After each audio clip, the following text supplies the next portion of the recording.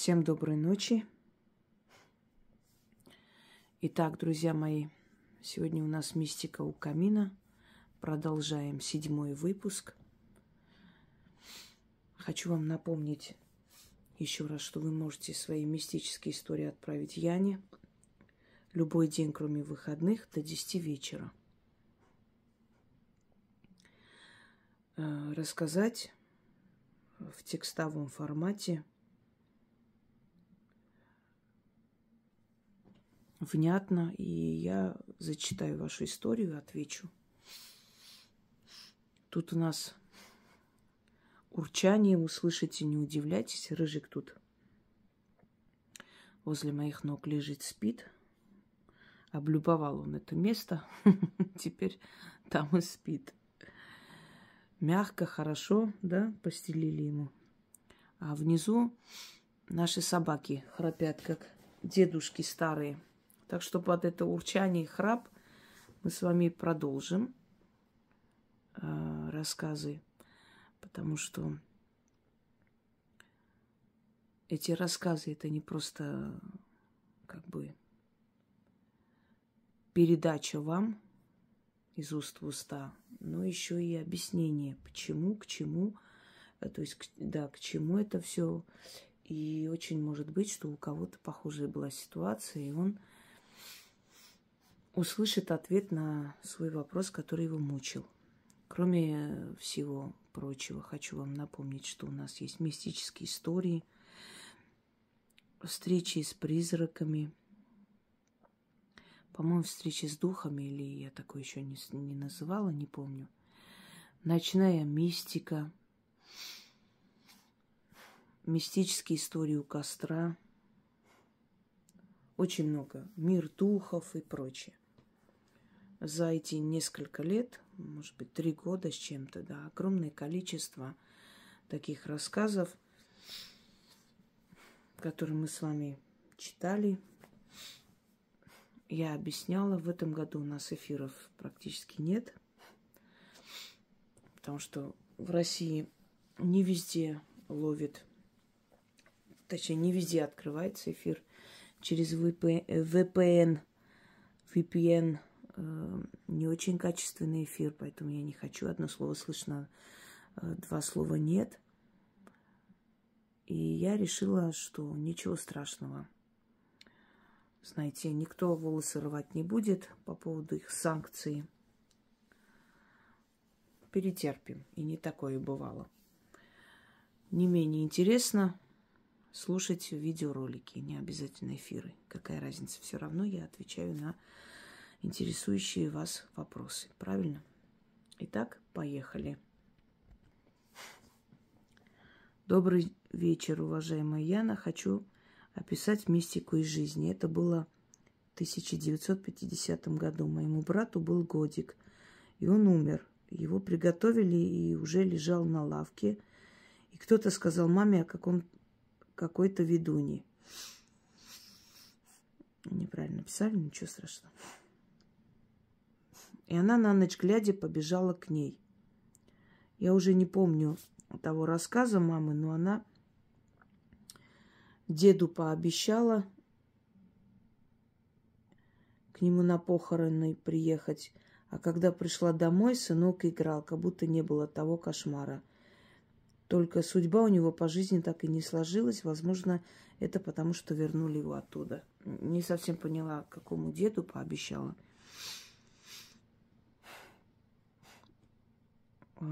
К ведуне или к ведуну, наверное, побежала. Ну, хорошо, к ведуну, может быть. Значит, хочу вам сказать, что есть очень могущественные колдуны, были и будут. Есть очень сильные ведьмы, но ни один из этих людей не способен воскрешать из мертвых. И поэтому, если бы ваш брат был мертв, никто бы его не вернул к жизни. Скорее всего, это была клиническая смерть. И в деревнях очень часто клиническую смерть принимают за смерть настоящую. У нас в селе был случай в детстве моем, я слышала когда похоронили молодую женщину, и она пришла во сне к своей матери со словами: «Мама, зачем ты меня похоронила живьем?» Она с утра встала, подняла крик, собрала мужиков, заставила выкопать ее, потому что там прошло после похорон несколько дней всего лишь. И когда открыли гроб, увидели, что она, вся обшивка изнутри гроба была разорвана, она перевернулась и умерла. То есть задохнулась там. Ее действительно похоронили живем. Так вот, ваш брат не был мертв.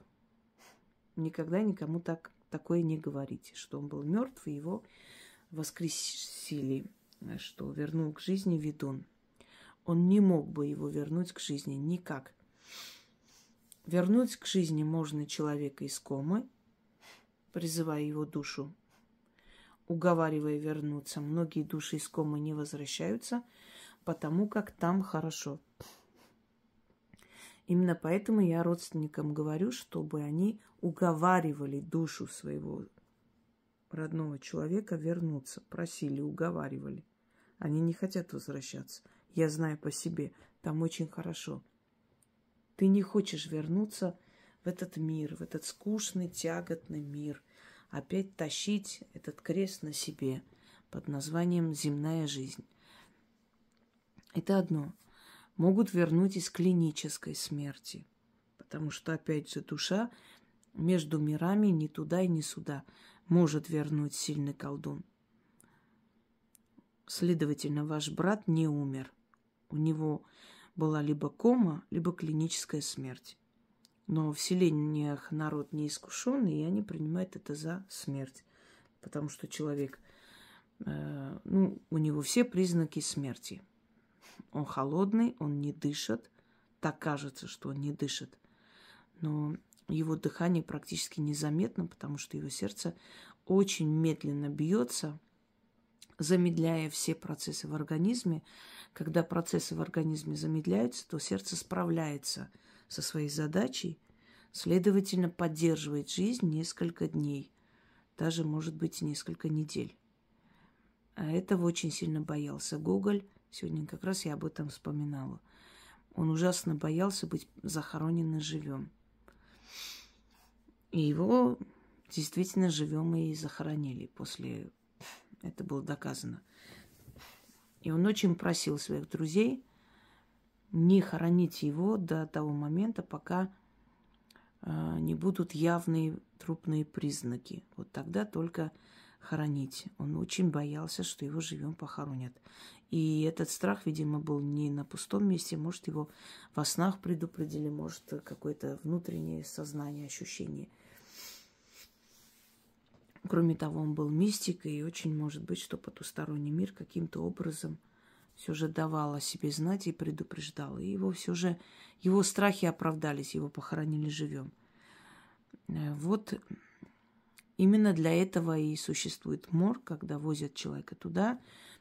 Много было таких случаев, когда резали сначала, прежде чем открывать, то есть раскрывать человека, да, полностью, делают надрез. И если пошла кровь, значит, человек жив, организм еще живой. В Индии от укуса какого-то скорпиона или змеи, сейчас не помню, может, и то, и другое, наступает полный паралич. Сознание есть, но человек ничего делать не может. Он не может ни глаза открыть, ни говорить, ни шевелиться, ничего. И он слышит, что его готовят к сожжению. И так очень много живых людей было сожжено. Потому что думали, что он умер. А там особо не практикуется морг. Точнее, совсем не практикуется. Вот с этой стороны я все-таки сторонник того, чтобы человека перед смертью отвезли в морг. Потому что много бывает случаев, когда возвращают к жизни. Просто видят, что человек живой. Ну, может, для этого и существует вся эта процедура освидетельствование смерти и прочее. Живой был ваш брат. То, что у него жизнь пошла не так, это не потому, что его вернули из мертвого мира, вот поэтому. Там могут быть разные причины. Сейчас мы не будем в это углубляться. Может быть, он был проклят изначально, поэтому его судьба так и складывалась. То подумали, что умер, то в кому впал, то еще что-нибудь. У таких людей изначально тяжелая судьба. Они тяжело рождаются, у них всю жизнь, то есть всю жизнь приносят проблемы своим родителям, и так проблемно и живут, и уходят. Пойдемте далее. Добрый день, дорогая Инга и Яна. Хочу рассказать мои мистические истории о встрече с призраками. Мне было 18 лет.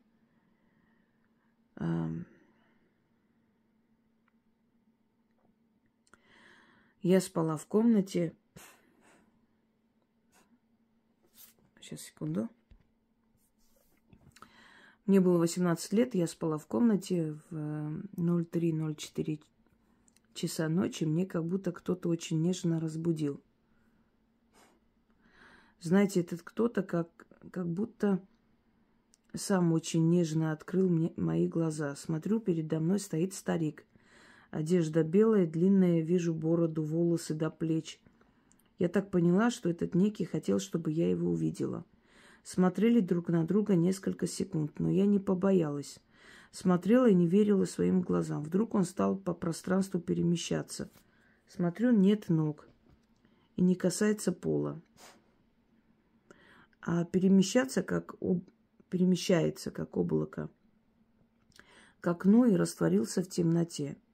Побежала к окну, чтобы увидеть, куда он пропал, но никого не было. Кто это был, для чего пришел ко мне, что хотел сказать, я так и не поняла. Заранее скажу, что после этого у меня ничего такого не произошло. Кто это мог быть? Кто угодно мог быть. Мог быть ваш пращур, прадед. Быть может, вы старший внук в семье своей бабушки в тот момент были. Или внучка, да. И он мог прийти просто посмотреть на вас. Он захотел посмотреть на свое продолжение. Мы не можем точно сказать, кто это может быть, потому что духи могут принимать любое обличие. Понимаете? Если после этого ничего такого страшного не произошло, скорее всего, мое предположение, опыт подсказывает, потому что таких историй я немало слышала, это, скорее всего, предок. Ваш далекий предок, родоначальник, может быть, в каком-то поколении. Потому что если дойти до Адама и Евы, это очень долго. Но обычно каждые 7 поколений род обновляется. И вот тот, который был родоначальником, после которого 7 поколений пошло, да, он считается пращур 7 поколений. Но есть более старые, более древние пращуры. Дальше. Другая история. Были у меня очень трудные времена. Я оставалась одна со своими 2 маленькими детьми. Надо было как-то накормить и параллельно учиться, чтобы найти нормальную работу. Ну и после учебы было трудно найти работу. И почти каждый день по ночам плакала от безысходности. Вот и в очередной раз, когда дети спали, я сидела около них и плакала. Вдруг чувствую, что какая-то рука на моих коленях.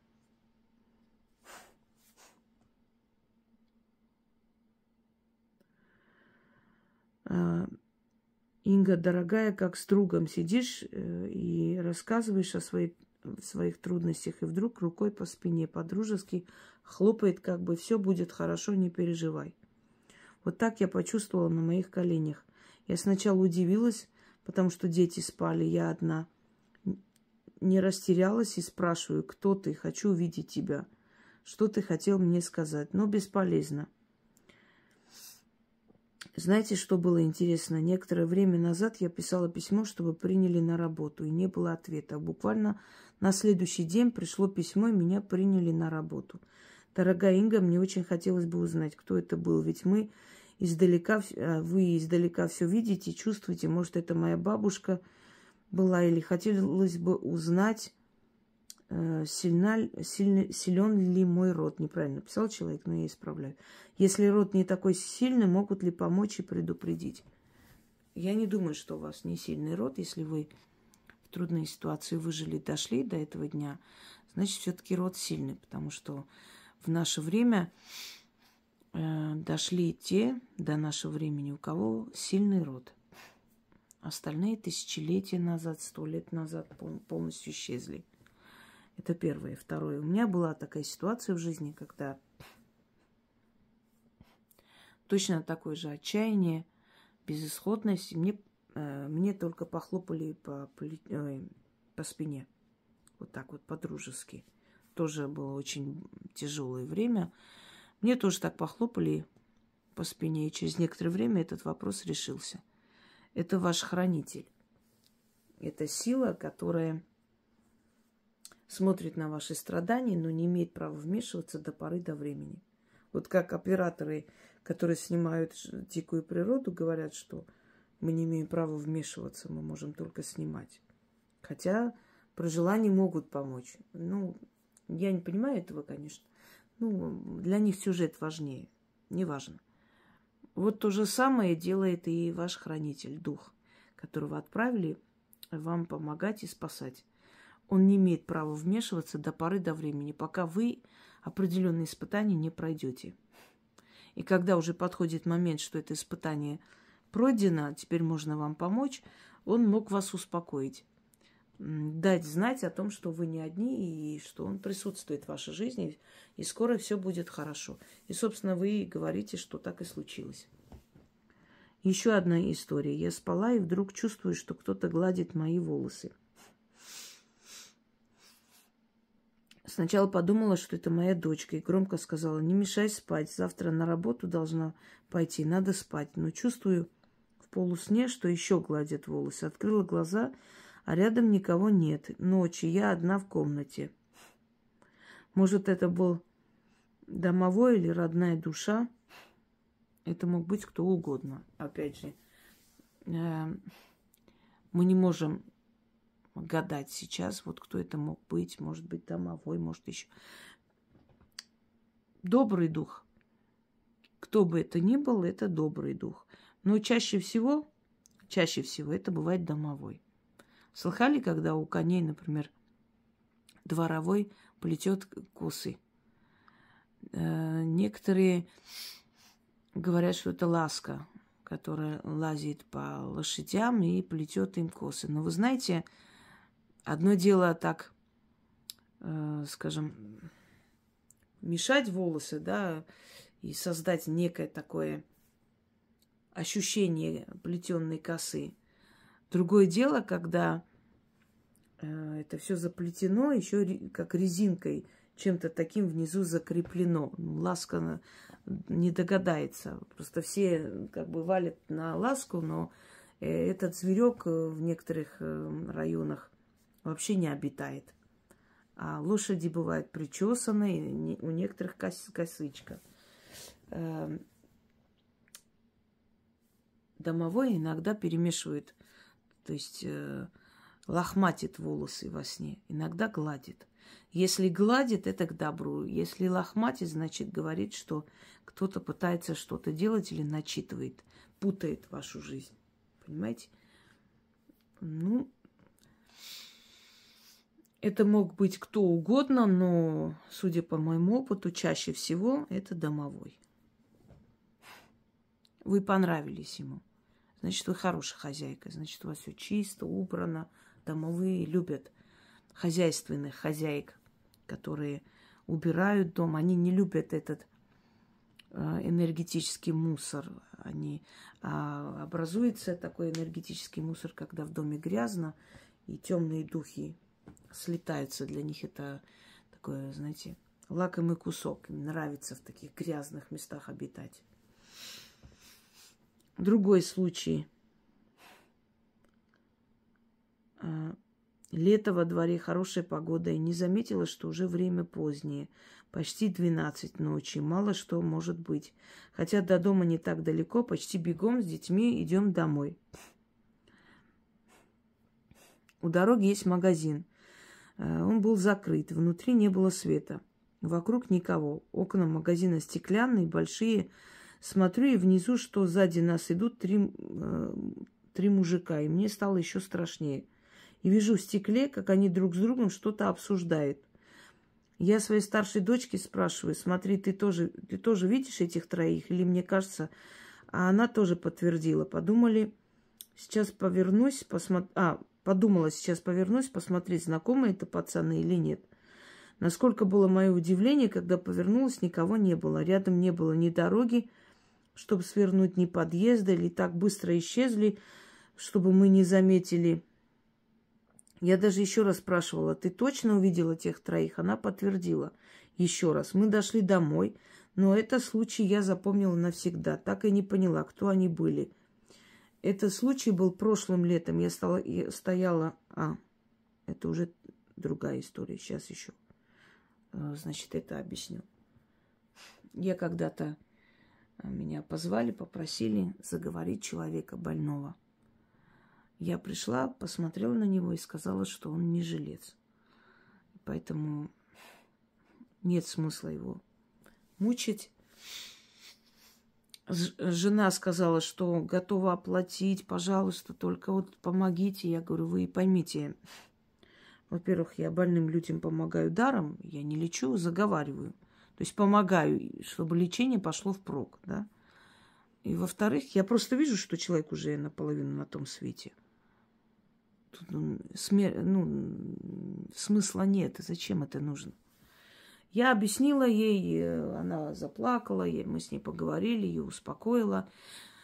И вышла и иду. Уже ночь. Ближе к 11. А мне идти долго. Наверное, минут 20 до дома. Там маршрутки не едут уже в это время. Ничего не едет. И такси тогда особо не работало у нас. Я тоже проходила мимо витрины и увидела сзади человека, который за мной шел. Сначала у меня вся спина прям охладела. Я думаю, понятно, кто-то меня преследует, а там темно. Повернулась, чтобы сказать, что вам надо от меня. Смотрю, никого нет. Снова смотрю в эту витрину, опять он стоит. Он уже стоит за моей спиной. Опять повернулась, нет, опять. И я просто бегом на одном дыхании, читая заговоры, дошла до дома. Мне тоже бывает страшно, я тоже человек земной. Я тоже, скажем так, мне не чуждо ничего человеческого. И я поняла, что это некто. Я поняла, что это не человек. Когда я поняла, что это не человек, мне немного стало легче, потому что человека следует бояться больше, чем духа. И ночью он мне приснился и сказал: и чего ты так перепугалась? Я же пришел тебя охранять, что ты так бежала от меня? Вот некто такой высокий и здоровый. Так что, скорее всего, они пришли просто вам помочь. Они показались, а потом исчезли, когда увидели, что вы испугались. Они просто люди не всегда понимают, не иногда, а чаще всего боятся этого, вместо того, чтобы анализировать и понять, а зачем? Вы же сказали, я боялась. Со мной были дети. Вот вас было 3, наверное, да, с детьми? 2 детей и вы. И каждого из вас кто-то охранял. Вот вы и увидели 3 мужчин. Ваших хранителей, каждого из вас. Значит, у вас сильный род. И они все же отправляют вам эту охрану и помощь. Видите? Не первый раз. Дальше. А этот случай был прошлым летом. Я стояла на узкой дороге. Рядом росли деревья. Было тепло, не было ветра. Но было темно. Стою и жду знакомую и любуюсь деревьями. Вдруг слышу стук. Или как дети прыгают с небольшой высоты на землю, раздается звук. Смотрю, никого нет. Но одна очень тоненькая ветка шевелится. Инга, если не шевеление ветки, я бы подумала, что мне показалось. Но каково было мое удивление, что на этой ветке смогла стоять только птичка. Но стук ноги почти 5-летнего ребенка. Подошла смотреть, говорю, кто ты, покажись. Но никого. Пришла знакомая, рассказывая, она говорит, если бы я была на твоем месте, я бы убежала отсюда. Что это могло быть? Спасибо большое, что вы есть. Я вам скажу, что это могло быть. Вот смотрите. Моя бабушка когда-то зимой по молодости вышла и шла по делам. Не знаю сейчас, куда она шла, но далеко от дома. По селу шла. Была зима, люди в домах. Вы знаете, что зимой особо много народу не ходит туда-сюда. И она слышит, что там, где снежное поле, как будто по полю кто-то скользит. И такое ощущение, как кожу, знаете, разрывают. Там вот такой звук разорвавшейся кожи. Вот такой. И она тоже так приглянулась, подошла, никого нет. А этот звук идет из поля снежного. Испугалась, вернулась домой. Рассказала моей прабабушке, то есть свекрови своей, что звук какой-то, никого не видно, а вот как будто кто-то скользит, и вот этот вот. И она сказала, да не бойся ты, это духи катаются на коже, на кожаной какой-то там, как она сказала, сейчас не помню. Одним словом, катаются, и поэтому этот звук ты слышишь, что скользит, и как кожа, звук кожи. И она сказала это очень спокойно, без паники. Духи катаются, не бойся. Вот и я вам говорю, духи катаются. Души ушедших катаются. Может быть, возле этого дерева мальчик когда-то погиб. Может, с этого дерева упал лет 10-20 назад, если это старое дерево. И его душа навечно осталась там. И он все время там играется, на этих ветках поднимается, спускается. Вот и все. Есть много необъяснимых вещей на Земле. И они, конечно, эти необъяснимые вещи иногда внушают страх, ужас. Но когда вы не знаете, как это объяснить, просто воспринимайте спокойно, проходите мимо. Ведь они живут рядом с нами и в пространстве, так же, как и мы. Имеют такое же право жить в мироздании, как и мы. Кто сказал, что это наша собственность? Здесь миллиарды различных существ обитают. Пойдемте далее. Здравствуйте, дорогая Яна и Инга. Хочу рассказать вам мистическую историю. Может, мне повезет. Инга, когда-нибудь, может, прольет свет на то, что это было. Вот повезло вам.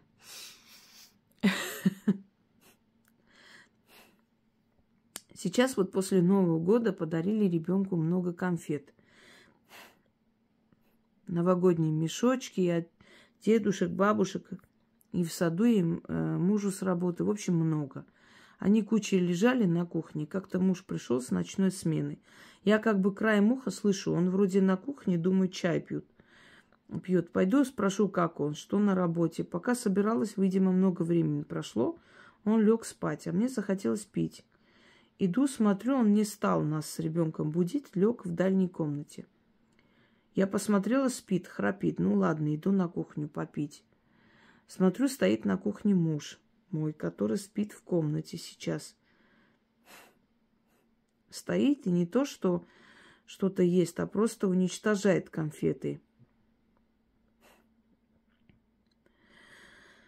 Ё-моё, ест, на меня смотрит, полный рот конфет и улыбается. Я в ужасе, просто страх, ужас. Растерялась, дыхание перехватило. Я просто спиной пошла обратно к нему, лицом. Боюсь отворачиваться и потихоньку обратно к кровати. Говорить и кричать не могу. Просто в мыслях было: не подходи, не трогай меня. Я, значит, иду, он за мной. Самое ужасное было то, что, проходя мимо комнаты, где спал муж, самое ужасное было, проходя мимо комнаты, где спал муж, видеть их обоих. Это да, это страшно жуткое состояние. видеть их обоих. А тут улыбается, просто за мной идет. Я зашла в комнату, где спала в кровати, и тот дальше не пошел. Постоял, улыбнулся, зашел к мужу. То есть разошлись по комнатам. Я кое-как дождалась, когда рассвет, бегом к мужу захожу. С ним все в порядке. Но что это было и зачем? Конфеты проверили? Кто-то действительно их съел или просто вы увидели это видение? Это нехорошо. Это вы увидели доппельгангера, его двойника. Двойник приходит в этот мир, чтобы обменяться местами. Он приходит в этот мир, и тот, кого он представляет, изображает, уйдет. Вашего мужа надо отчитать.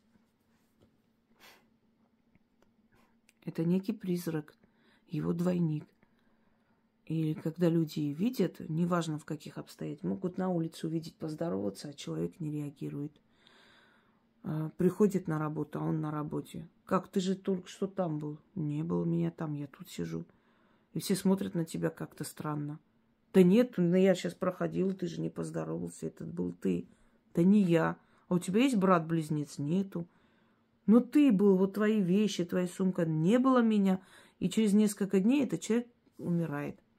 Звонят, говорят, вот сердцем стало плохо и так далее. Я вам рассказывала историю, когда у нас одна гулёна допрыгалась. Приезжал муж, привозил ее все в общежитие, оставлял. У нас общежитие было очень строгое. Там женщина у нас когда-то работала надзирательницей лагеря, никого не пускала после 9 вечера. Ну, она с ней как-то договорилась. И каждый день шла на свидание к одному, ко второму.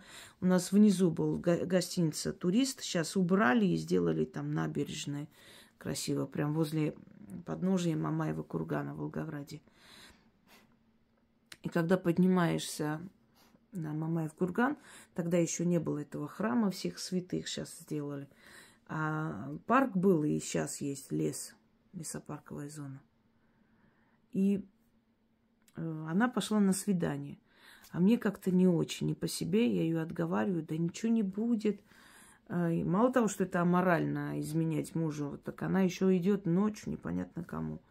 И она вернулась в ужасе и сказала, что она подошла к парку, уже идет, и увидела саму себя, которая стояла возле дороги, смотрела на нее. Только у нее были черная одежда.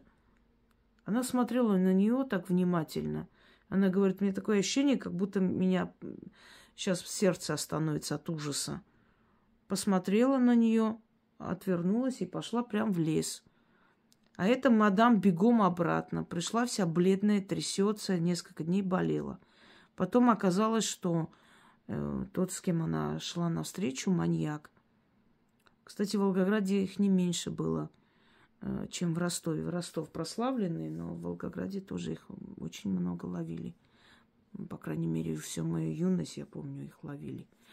И на этот случай этот двойник спас ей жизнь. Она просто... То есть этот двойник показал ей, что будет с ней, если она пойдет в этот лес. Это опасно. Надо отчитать вашего мужа, и надо дом очистить. Он поселился, он пришел, и он так просто не уйдет. Даже если бы вы крикнули, никто бы не проснулся. Он бы вам ничего не сделал, по сути. Он просто пришел, показался и сказал, что скоро обменяется местами с вашим мужем. Понимаете, это не обязательно сегодня, завтра, через месяц. Это может быть в течение года, 2. Но это случится. Так.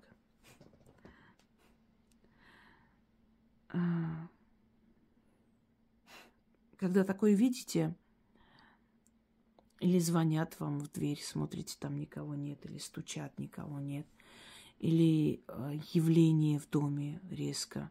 Вы можете представить себе вот на секунду кто-нибудь, кто сейчас слышит, вот такое видеть вам?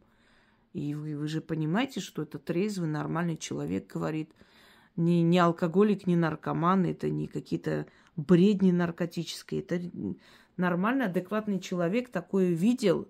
Это говорит о том, что мир потусторонний существует, хотите вы этого или нет.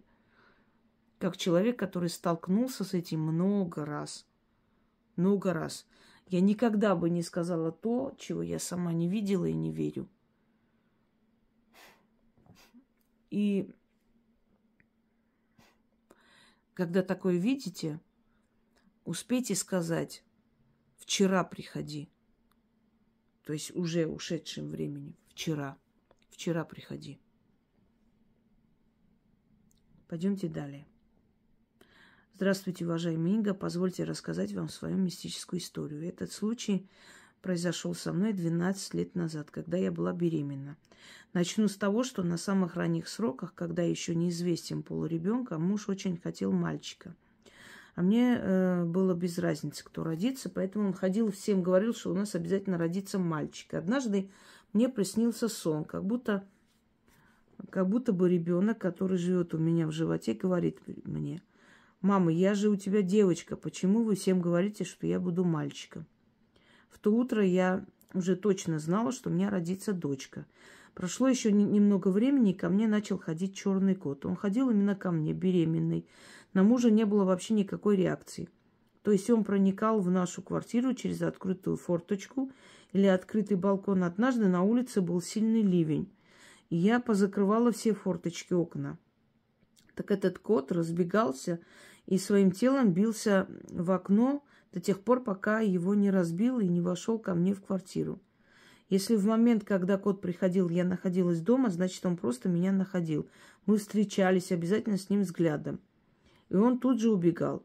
Если же меня дома не оказывалось, когда он приходил, то кот просто садился и ждал меня. Однажды я пришла домой, мой муж спал, а кот лежал рядом с ним.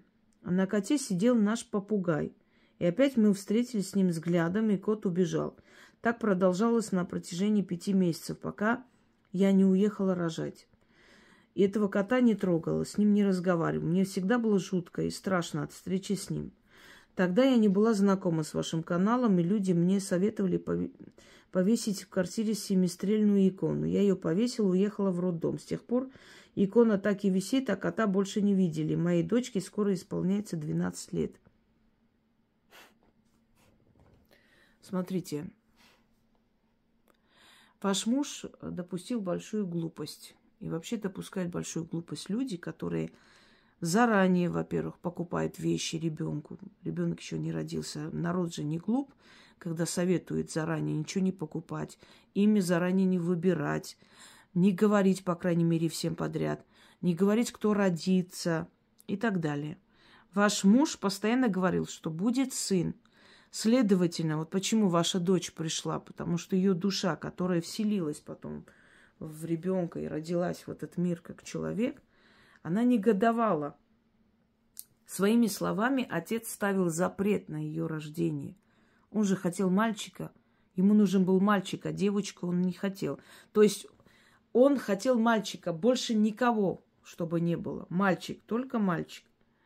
И тем самым он закрывал постоянно приход вашего ребенка в этот мир. А этот кот, смотрите, души, потусторонние силы, они могут использовать энергию животных, птиц, чтобы прийти что-то передать людям. Ну, например, голубь может взлететь, удариться о стекло, через некоторое время кто-то умрет в доме. Во время похорон птицы могут кружить над могилой человека, и одна может сесть на гроб человека, например. На кладбище внезапно может появиться кошка и сопровождать вас, или собака ночью может выйти и с вами проходить всю дорогу, провожая вас домой. Особенно в 90-е, когда была такая смена ночная, да, люди боялись, не было ни такси, ничего нормального. Как могли, выживали, и грабили, и убивали постоянно людей. И бывали случаи, когда собаки сопровождали. Просто собаки шли рядом с женщиной, а хулиганье, думая, что это ее собака, не подходила. Оказывалось, что эта собака вообще не ее, она исчезала туда, откуда пришла. Это не видение, это не привидение. Это реальная создание, реальное животное, реальный кот или собака. Но они не сами хотят прийти к вам. Их энергию используют силы, чтобы прийти. Этот кот пришел, потому что ваш муж сказал, что дочь ему не нужна, сын будет. А раз дочь не нужна, дочь надо забрать. И этот кот – некая потусторонняя сила, которая приходила за душой вашего ребенка. Не икона спасла. Видимо, просто ваше упорство и то, что вы не боялись, что вы не гнали, не обидели никак этого кота, никак. Хотя боялись, то есть жутко вам было, но вы никак не обидели, ничего не сделали плохого. Видя ваше спокойствие, ваше уважительное отношение, человеческое отношение к нему, он все-таки ушел, не стал забирать вашу дочь. Но у вашего ребенка будут трудности. Они уже есть. И в школе, и в жизни, и будут дальше. Нельзя. Люди должны умнеть. Они не должны вмешиваться в желание, в волю тех сил, которые нас отправляют в этот мир. И глупо себя вести тоже не нужно. У нас будет сын. 100%. Постоянно говорить такое, это значит отрицать рождение дочери. Она не нужна. И он по нежеланию своему практически чуть не отдал в руки сил смерти. И они приходили в ваш дом. Эту икону можете оставить, можете снять, и она ничего никак не повлияла. Это просто случай. Вы уехали, кот перестал приходить, и увидев ваше, еще раз говорю, упорство и уважительное отношение к нему, он просто не стал забирать вашего ребенка. Сила смерти это. Некая сущность, посланная от сил смерти. Потому что если вам сын нужен, а дочь не нужна, значит, дочку отдайте нам обратно. Пришли забирать. Понимаете, о чем я говорю? Из-за глупости отца. Пусть не специально. Он же сейчас любит ее и рад. Все мужчины хотят сына, а дочь любят больше жизни. Вот что интересно. Вот 12 лет ей. 13-летний рубеж очень опасен. Много читайте ей защиту.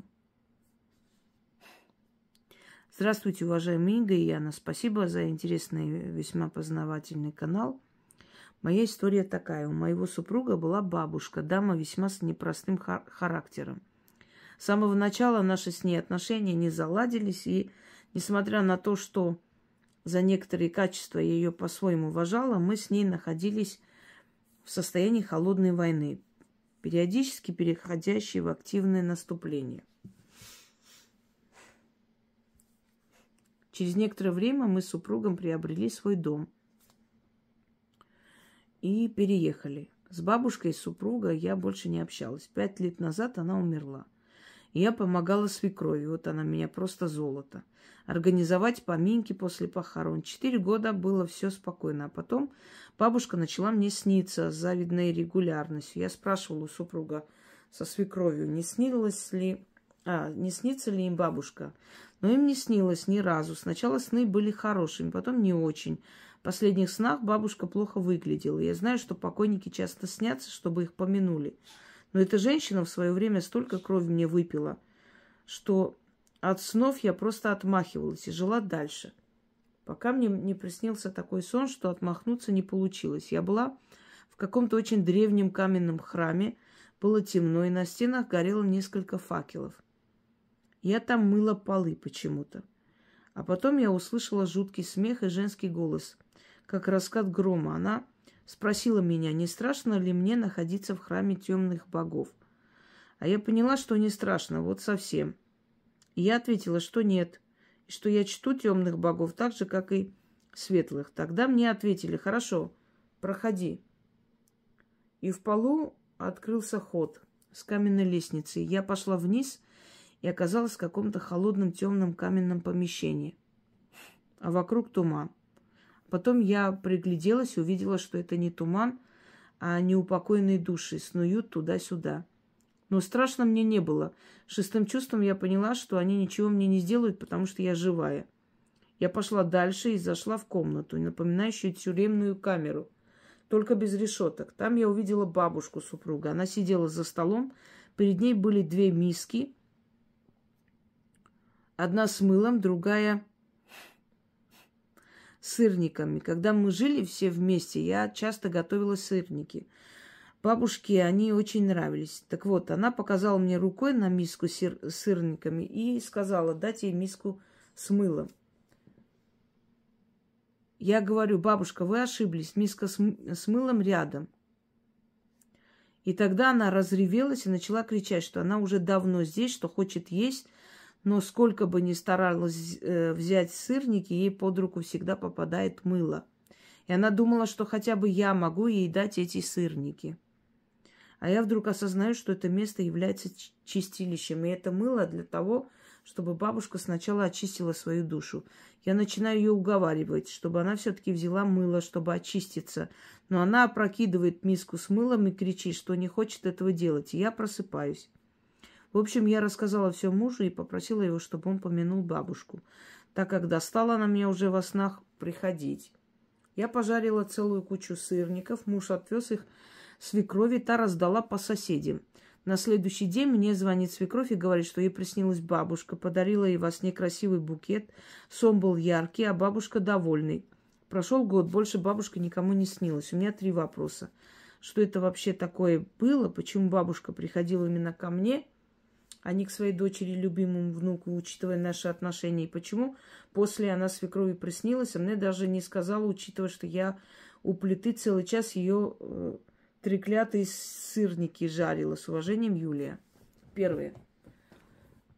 Она снилась вам потому, что она обидела вас больше всех. Вот моя собака начала там тявкать. Эх, ночью снимать такие темы не очень хорошо, но ничего. Сейчас пойду узнаю, что там случилось, и приду. Видать, кого-то увидела. Итак, продолжу, потому что... Ну, он там чего-то видит каждый раз, когда я снимаю. Немножко активность начинается в доме. И вот наш песик начинает там тявкать. Итак, почему она к вам пришла? Потому что она обидела вас больше всех последние годы. И, скорее всего, ей сказали, что нужно отмаливать у вас прощение, если она хочет, чтобы ее там простили и пустили ее дальше. То, что вы увидели чистилище, скорее всего, так и есть. Оно по-разному приходит и по-разному показывается. Но это тоже один из вариантов чистилища, кстати говоря. Почему раздают еду и как это может дойти до умершего? В древние времена считалось, что через энергию живых мертвые берут то, что хотят. Ну, вот, например, любимое блюдо делают, там, готовят, садятся, кушают, да. Считается, что это дань памяти человека. Вроде и они сами едят, но для него делают. Потому что мертвый может насладиться только через энергию живых, своих родных, близких, соседей, знакомых. Берет от них эту энергию и насыщается. Поэтому, когда хотят помянуть или хотят помочь душе, или дать любимое блюдо, или то, что, скажем так, то, что она просила во сне, обычно раздают соседям и знакомым. И тем самым это все доходит и до покойной души. Так что вы правильно сделали. И я вам ответила. Вы увидели это чистилище. Она приходила к вам для того, чтобы... Потому что вас обидела больше всего. А потом, когда вы сделали то, что она просила, ей просто запретили дальше вам сниться.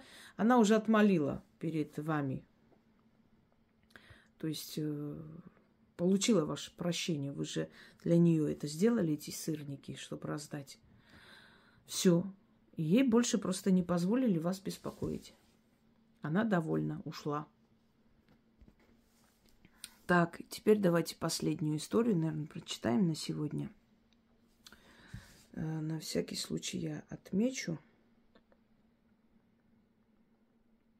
чтобы потом помнить, где остановилась. Итак. Уважаемые Инга и Яна, здравствуйте. Хочу поделиться историей. В середине апреля этого года, примерно за неделю до родительского дня, умерла одна знакомая женщина нашей семьи. Накануне родительского дня я думала о ней, и через какое-то время в дом через балконную дверь залетел воробей. Он был... Ой. Он был спокоен.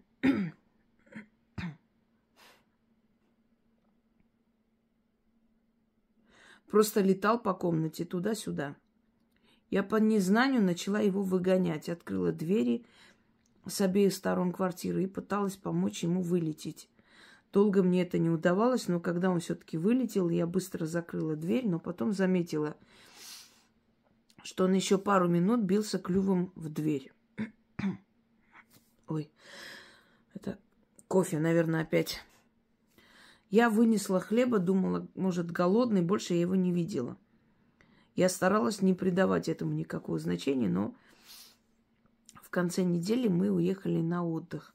А когда вернулись, не смогли зайти в квартиру. Замок заклинило. Попасть в дом мы смогли только на следующий день.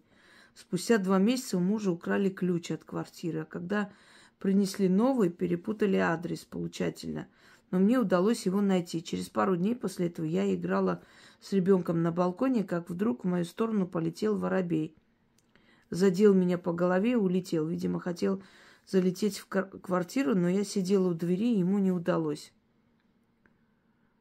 Уважаемый Инга, скажите, есть ли в этой истории плохое предзнаменование или это совпадение? Теперь смотрите. Украли ключи вашей квартиры. Смерть этой женщины никак не связана с воробьем. Может быть, отчасти и предупреждали, что и такое может быть, но в любом случае ее смерть, ничего не решала ни в лучшую, ни в худшую сторону вашей жизни, поэтому насчет нее мы сейчас не будем говорить. Силы используют, как я уже говорила, энергию животных, чтобы предупредить, помочь, сказать, опередить и так далее. Вы сами сказали. Теперь смотрите, воробей прилетел и пытался о чем-то вас предупредить, и вы выгнали. Внедрение внезапное. Потом воробей начал стучаться в дверь клювом, да? Это что означает? Силы хотели сказать: будьте осторожны, через дверь могут к вам прийти незваные гости. Заклинил замок. От чего, как вы думаете? Потому что пытались открыть. Когда пытаются открыть и не могут открыть, там что-то потом клинит. То есть испортили внутри замок, поэтому заклинило. И вы не смогли попасть в квартиру. Потом снова воробей пришел и вас предупредил. Или после этого ключи, украли. Для чего украли? Чтобы зайти в вашу квартиру. Один раз пытались какими-то другими ключами открыть, не получилось. Второй раз уже украли, чтобы прям этими ключами зайти. Поменяйте эти ключи. Внутренний замок тоже сделайте отдельный, помимо тех ключей, которыми открываете дверь.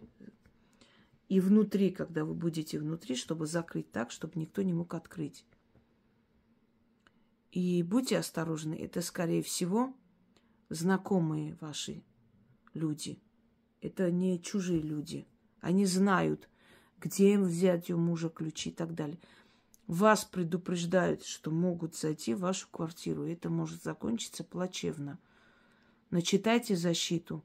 Будьте осторожны с ключами. Сделайте другой замок. Несколько замков, несколько ключей внутри. Сделайте замок, когда вы все будете дома, чтобы закрыть еще раз дополнительно.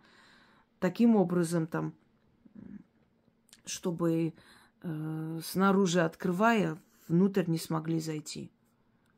Вас могут ограбить, могут зайти в ваш дом. Мало ли, какие у них намерения. Вот почему приходят эти птицы вас предупреждать, что вас могут убить в вашей квартире. Тьфу-тьфу-тьфу. Теперь поняли, почему? И каждый раз, когда воробьи приходят, у вас то ключи, то заклинивает дверь, то еще что-нибудь. На вашу квартиру нацелились и хотят туда зайти. Значит, есть что ограбить. А может быть, хотят отомстить. Мало ли что. Вас предупреждают духи. Будьте осторожны. Очень осторожны. И вот позовите знающего человека. Пусть посмотрит все эти замки. И своего человека, доверенного, доверенного. И так пойдет. Объясню, почему. Чаще всего те люди, которые делают замки, на всякий случай делают и дополнительные ключи. Эти люди иногда работают с домушниками, дают им наводку.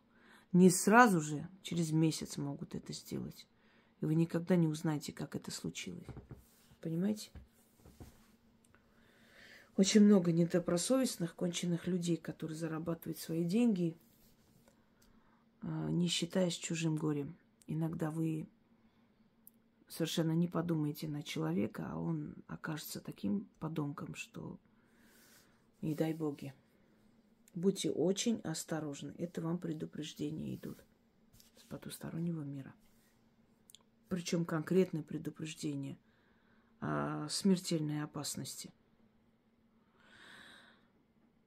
На этом все. У нас еще есть мистические истории. Я уже вам сказала, объяснила, как их отправлять. Всем удачи, всех благ и берегите свою жизнь и своих близких в нашем непростом мире.